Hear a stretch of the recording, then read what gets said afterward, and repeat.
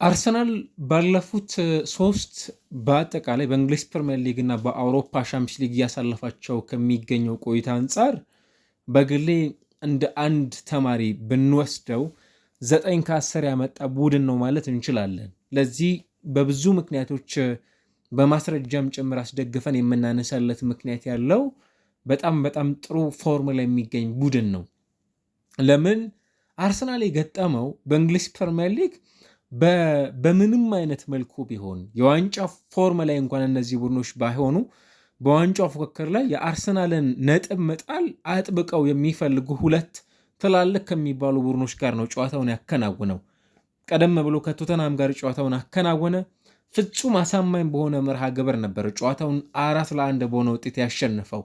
የምታውቁት ነው። ያንን ጨዋታ በተመለከተ አርሰናል በለንደን ደርቢ ምናልባትም ከረጅም ጊዜ በኋላ እንዲህ አይነት የጨዋታ የበላይነት የጎሎች ፍጹም ዶሚኔት ማድረግ የቻለበትን የቅርብ ዓመታት የለንደን ደርቢ ውጤቶችን አናስታውስም። ኦፍኮርስ አርሰናል በተደጋጋሚ ቶተንሃም ስፐርስ ላይ የበላይነት መውሰድ የቻለ ቡድን መሆን ቢችልም ማለት ነው። ያኛው ሳምንት ግን በጣም አሳማኝ የነበረ ምክንያት ነው። እንዲሁ ደግሞ መልሶ በኤምሬትስ በነበረው የአውሮፓ ሻምፒዮንስ ሊግ በጣም ፈታኝ ከሚባሉ ክለቦች መካከል አንዱ የሆነ በቅርብ ዓመታት አሸንፎት የማያውቀው ደግሞ በጣም አስቸጋሪ ከሚባሉ ቡድኖች ውስጥ አንዱ ከሆነው ባየርን ጋር ነበር ጨዋታውን ያከናወነው። ባየርን በዚህ ውድድር ዓመት ሽንፈት እስኪያስተናግድ ድረስ በአርሰናል ሽንፈት እስኪያስተናግድ ድረስ በ18 ጨዋታዎች አንድም ሽንፈት ያልቀመሰ ቡድን ነበር። 16 ተከታታይ ጨዋታዎችን አሸንፏል። ከኡኒየን በርሊን ጋር ብቻ ነው በዚህ ውድድር ዓመት የአቻ ውጤት ያስመዘገበው። ታዲያ አርሰናል ባየርንን ያሸነፈበት መንገድ በጣም አስደናቂ ነበር። ቅድም እንዳነሳሁት ነው አርሰናል በባየርን ከ2015 እንኳን ወዲህ ባሉት ጊዜያቶች የ5-1 ሶስት ጊዜ 5-1 አሸንፉታል ይህንን ቡድን። ከዛ በፍጹም ቅጣት ምት የተጠናቀውን ጨዋታ እናስታውሳለን። 1-1 አርሰናል 2-1 ከዛ 2-1 ለመጨረሻ ጊዜ የወጡትን እናስታውሳለን። እና ይህንንም ጨዋታ አርሰናል ሲያሸንፍ ፍጹም አስደናቂ በሚባልና ምናልባትም የሚካኤል አርቴታ ቡድን ሪሊ የአውሮፓ ሻምፒዮንስ ሊግም ሆነ የእንግሊዝ ፕሪሚየር ሊግ ቶፕ ኦፍ ዘ ቴብል እንዲቀመጥም ጭምር ያስቻለው እንዲሁ የሆነ ሰዓት ላይ የመጡ ውጤቶች ሳይሆኑ ቡድኑ እንደ ቡድን በትክክልም የተሰራ መሆኑንም ጭምር የሚጠቁም የሜዳ ላይ እንቅስቃሴዎችም ጭምር ስንመለከት የነበረ ነው። አንድ ነገር ማስታወስ የሚገባን ባለፉት 8 ቀናቶች ይሄ ቡድን ያደረገው ጨዋታ 3 ነው እና እነዚህ 3 ጨዋታዎች በዚህ ውድድር ዓመት አርሰናል ከሜዳው ውጭ እንዲሁም በሜዳውም ጭምር ይገጥሙታል ተብለው ከሚጠበቁ ኮንሲኪዩቲቭ ተካታይ ከሆኑ ጨዋታዎች ውስጥ በጣም ከባድ ከሚባሉ ሳምንታት መካከል በቀዳሚነት የሚነሳ ነው። ቅድም እንዳነሳ ነው ቶተናም የለንደን ክለብ ነው። ቼልሲ የለንደን ክለብ ነው። ቼልሲ የሊጉ ሁለተኛው ምርጡ ቡድን ነው በዚህ ሰዓት ላይ። ምናልባትም ማንቸስተር ሲቲ በነጥብ በልጦ ወደ ላይ ከፍ እስኪል ድረስ አሊያም ከአርሰናል ጋር የነበረውን ጨዋታ ነጥብ ድሮፕ እስኪያደርግ ድረስ በዚህ ውድድር ዓመት ደግሞ ቶተናም ሌላው ጥሩ የሚባል ቡድን ምንም እንኳን ወጣ ገባ አይነት ቡድን ቢሆንም ባየርን ደግሞ በብዙ የተመሰከረለት አይነት ቡድን የውድድር ዓመቱ ምናልባት በአውሮፓ በጣም አስደናቂ ጉዞን እያሳለፉ ከሚገኙ ቡድኖች ውስጥ አንዱ የምንለውን ቡድን ደግሞ ቪንሰንት ኮምፓኒ ይዘው እየተመለከትናቸው እንገኛለን ማለት ነው።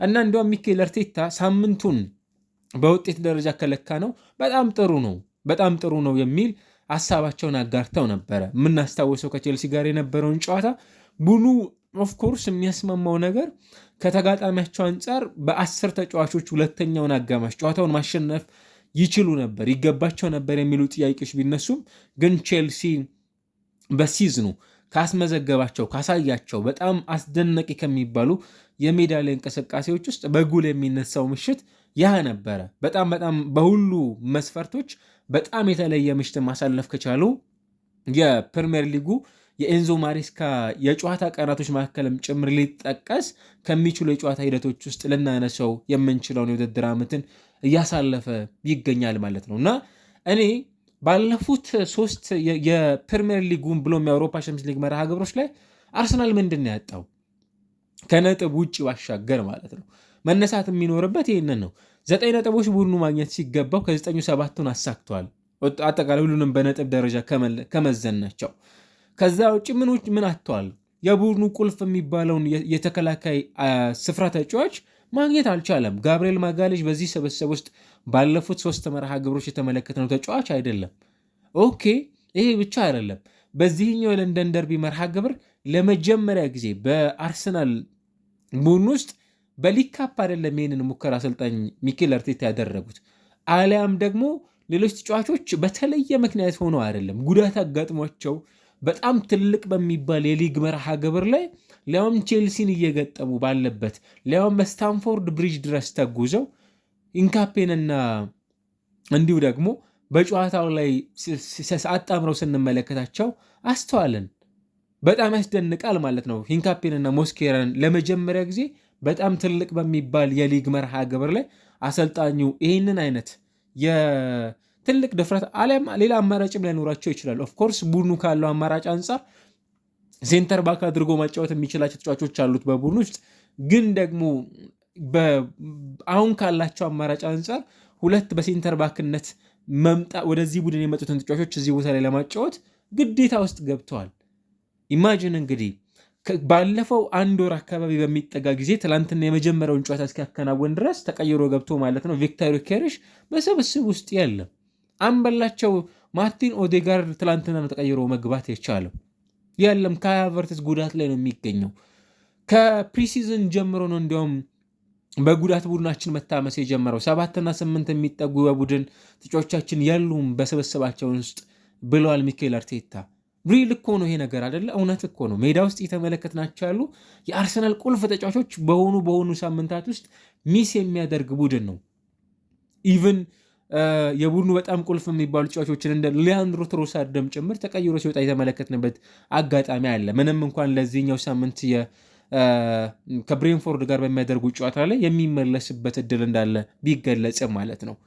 እና የሚኬል አርቴታ ቡድን በዚህ ውስጥ ደግሞ የሚታዩ በጣም ብዙ ተስፋዎች አሉት። በጣም እንዲያውም የመጨረሻው ጨዋታ ጥሩ አለመሆኑንም ጭምር እያነሳን በጣም ብዙ መልካም ነገሮች የምናነሳለት ቡድን ነው። አንዱ እዚህ ጋር መነሳት አለበት ብዬ የማስበው የቡድናቸው የፊት መስመር ተጫዋች የሆነውና ካሳለፍነው የውድድር ዓመት ጀምሮ በአርሰናል ቤት ውስጥ የሌሎች ተጫዋቾች መጎዳትን ተከትሎ በጣም ቁልፍ ሚናን እየተወጡ ከሚገኙ ስፔናውያን ፎልስ ነምበር 9 ሆኖ መጫወት የሚችለውን ተጫዋች በጣም መደነቅ ያለበት ተጫዋች ነው። የዚህ ቡድን ቁልፍ ከሚባሉ ተጫዋቾች ውስጥ አንዱ የመሆንን እድል ማግኘት ይችላሉ ብዬ ከማሰባቸውም ጭምር አንዱ የ29 ዓመቱ የሚኬል ሜሪኖ እንቅስቃሴ በጣም የሚደንቅ ነው። 592 ደቂቃዎችን በእንግሊዝ ፕሪሚየር ሊግ አሳልፏል። ዘንድሮ ከ12 ጨዋታዎች በ6 ነው መጫወት የቻለው። በ4 ጎሎች ላይ ተሳትፎ አድርጓል በእንግሊዝ ፕሪሚየር ሊግ ብቻ። በአውሮፓ ሻምፒዮንስ ሊግም ሆነ ባለፉት 5 መርሃ ግብሮች በ5 ጎሎች ላይ ተሳትፎ አድርጓል። ባለፉት 5 ጨዋታዎች 3 አስቆጥሮ 2 ለግብ የሚሆኑ ኳሶችን አመቻችቶ አቀብሏል። ደግሞ በጣም የሚያስደንቀን ይህ ተጫዋች ምንድን ነው በአርሰናል ቤት ውስጥ የሚጨምረው ፋይዳ ብለን ስናነሳ አንድ እንድንመለከተውም ጭምር የሚጋብዘን ሀሳብ ማንሳት ያለብን ይመስለኛል። ለምሳሌ አርሰናል ከቶተናም ጋር በነበረው ጨዋታ የአርሰናል የተጫዋቾች አደራደርን ልጠቁማቸውና የተጫዋች የተለየ ብቃት በአርሰናል ቤት ውስጥ ምንድን ነው የሚለውን ጉዳይ መመልከት ያለብን ይመስለኛል። ከወገብ በላይ ያሉትን እኔ ዙቤሜንዲ፣ ዴክላን ራይስ፣ ከዛ ከነሱ ፊት ሳካ፣ ኤዜ፣ ትሮሳርድ፣ ከዛ ራሱ ኤዜ ነው። ሚኬል ሜሪኖ ነው የ9 ቁጥር ስፍራን መምራት የሚችለው። በሚኬል ሜሪኖ እንቅስቃሴ በአርሰናል ቤት ውስጥ ቁጥር 1 ተጠቃሚው ተጫዋች ማን ነው? ኤቤርቼ ኤዜ ነው። ይሄ የቶተናም ጨዋታ ምርጡ ምሳሌ ነው። ለመጀመሪያ ጊዜ ሃትሪክ መስራት የቻለበት ጨዋታ እንደነበር ይታወሳል። እና ምንድን ነው ሚኬል ሜሪኖ የሚያደርገው ብለን ስንል ዲፕ ወደኋላ በጥልቀት የሚመለስ ከሱ ጀርባ ለሚጫወቱ የአማካይ ስፍራ ተጫዋቾች ቦታ መልቀቅ፣ ስፔሶችን መተው፣ ከዛ ባለፈ ደግሞ ግልጽ የግብ ዕድሎችን ደግሞ ለእነዚህ ቡድን አጋሮቹ መፍጠር አንዱ የሚጠበቀው ከእርሱ ይሄ ነው። ሊያንድሮ ትሮሳርድ በዛ ጨዋታ ላይ በጣም ማራኪ ጎል ሲያስቆጥር ያንን በጣም ከሚያምሩ አሲስቶች ውስጥ አንዱ የሆነውንና በጣም ቀላል የሚባለውን ኳስ ምናልባት ኳሱን ቀላል የምንለው የሚኬል ሜሪኖ የሰጠበት መንገድ የሚያመር ስለነበረ ትሮሳርድ ያን ኳስ ከማስቆጠር ባሻገር ሌላ ምንም ነገር ማድረግ እንዳይችልም ጭምር የሚያግዘው ስላልነበረ ነው እንዲህ የምንለው ማለት ነው። እና ይህንን ስንመለከት ሚኬል ሜሪኖ ዘንድሮ በጣም አስደናቂ ከሚባሉ ጨዋቾች መካከል አንዱ ሆኗል እና ወደ አርሰናል ቤት ውስጥ ከመጣ በኋላ ባለፉት የሚያስደንቁ 10 ጎሎችን ሲያስቆጠር 7ቱን ያስቆጠራቸው በጭንቅላት የተቆጠሩ ጎሎች ናቸው። ግን አርሰናል ቤት ውስጥ ደግሞ የሚነሱ ጥያቄዎች አሉ፣ ብዙዎቻችን የምንጋራቸው። አርሰናል የቆመ ኳስን የሚጠቀም ቡድን ነው። አርሰናል ስቶክ ሲቲን የሚመስል አይነት ቡድን ነው። አርሰናል የማዕዘን ምቶችን ካልሆነ ጎሎችን ላያስቆጥሩ ይችላል የሚሉ እንደው ዝም ብሎ ትክክለኛ ዳታዎችንም ጭምር ባለማየት ደረጃ የሚነሱ አሉባልታዎች አሉ። ኦፍኮርስ አርሰናል የፕሪሚየር ሊጉ ቁጥር 1 የሴት ፒስ ጎል አስቆጣሪ ቡድን ነው። በጣም ዴንጀር ከሚባሉ ቡድኖች ውስጥ አንዱ ነው። በቆመ ኳስ በጣም ያስደንቃል። ባየርን ላይ ተመልክተናል። ሁሉም የሊግ ክለቦች ላይ ከአርሰናል ጋር ሲጫወቱ የቆመ ኳስን በጥልቅ መከላከልን ይተገብራሉ በተቻለ መጠን። ግን ያም ሳይሳካላቸው እንመለከታለን። ሳሊባ፣ ጋብርኤል ማጋሌዥ፣ ቪክተር ዮኬሬሽ፣ ሊያንድሮ ትሮሳርድ፣ ሳካ ማንም ያስቆጥረዋል። ቲምበር፣ ካላፊዮሪ ማንን ላይ ያደርግ ይችላል? ሁሉም ለቆመ ኳስ በጣም የተገባ በደንብ በተጠና መልኩ በቡድኑ በኩል በጋብርኤል ሄንዘ በኩል በጣም አስደናቂ ስራን እየተመለከተን እንገኛለን። እንዲሁ ደግሞ በኒኮላስ ጆቨር በኩል ማለት ነው። ታዲያ እዚህ ቡድን ጋር አንዱ ሊነሳ የሚገባው ቡድኑ ባለፉት 13 ካስቆጠራቸው ጎሎች ባለፉት 13 የመጨረሻ አርሰናል ጎሎች ከተቆጠሩት ውስጥ 11ዱ በኦፕን ፕሌይ የተቆጠሩ ጎሎች ናቸው። 11ዱ በኦፕን ፕሌይ። ያ ማለት አርሰናል የቆመ ኳስን ሳይሆን ወደ ጎልነት ኮንቨርት ማድረግ የቻለው መቀየር የቻለው በኖርማል ጨዋታ ሂደት ላይ የተመለከትነው ነው።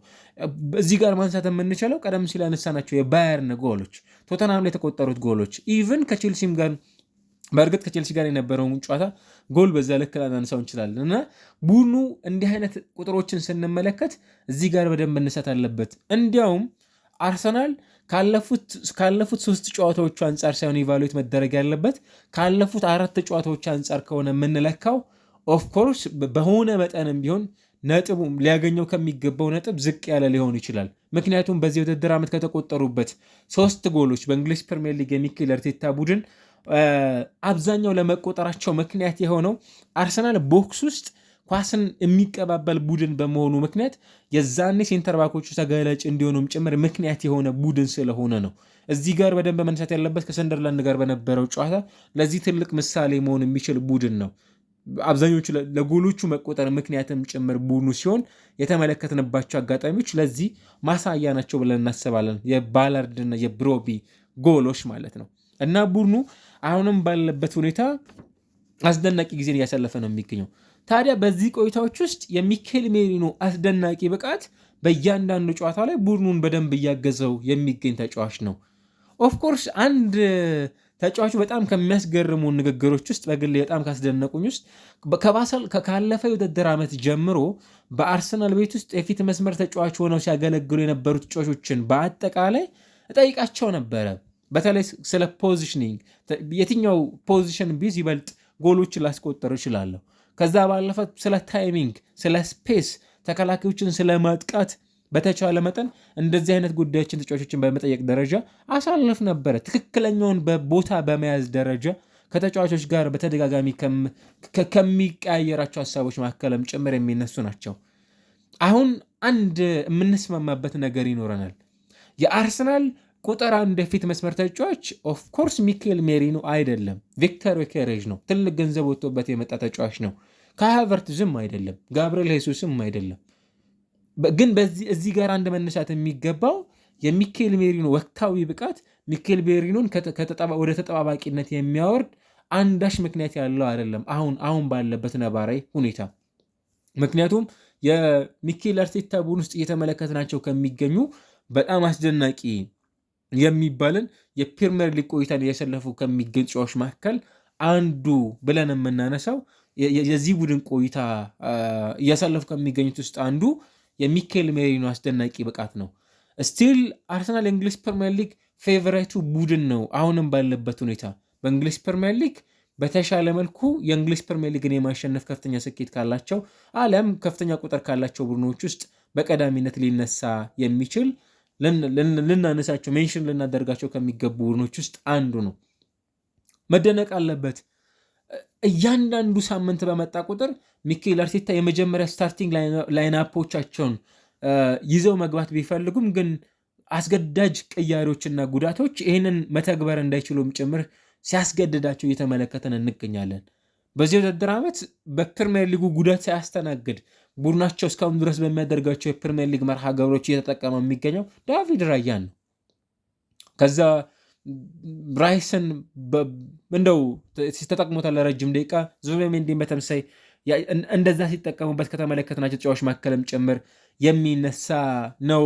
ምንም ጥያቄ የለበትም። እዚህ ጋር ከምናነሳቸው ተጫዋቾች አንጻር ቡድኑ ግን አሁን ባለው ነባራዊ ሁኔታ እያሳለፈው የሚገኘው ቆይታ የዛን ያህል ትችቶች ውስጥ አሊያም ደግሞ ፍራስትሬት እንዲያደርግም ጭምር የሚጋብዙት አይደሉም። በፍጹም በጣም አስደናቂ ጊዜን እያሳለፈ የሚገኝ ቡድን ነው እና ደግሞ አሁን እዚህ ጋር ልናነሳው የሚገባው የሆኑ ኢንዲቪጁዋል ፐርሰኖች አይደሉም የአርሰናል የቡድንን ቆይታን በተመለከተ ዲሳይሲቭ የሚያደርጉት በእውኑ ተጫዋቾች ብቻ የተንጠለጠለ የቡድን ቆይታን አይደለም እየተመለከተን ያለ ነው። እንደ ቡድን መከላከሉ በጣም ድንቅ ነው። እንደ ቡድን ማጥቃቱ በጣም ድንቅ ነው። እንደ ቡድን ኳስ መቆጣጠሩ ወይንም አማካዩ አርሰናል በጣም ድንቅ ነው።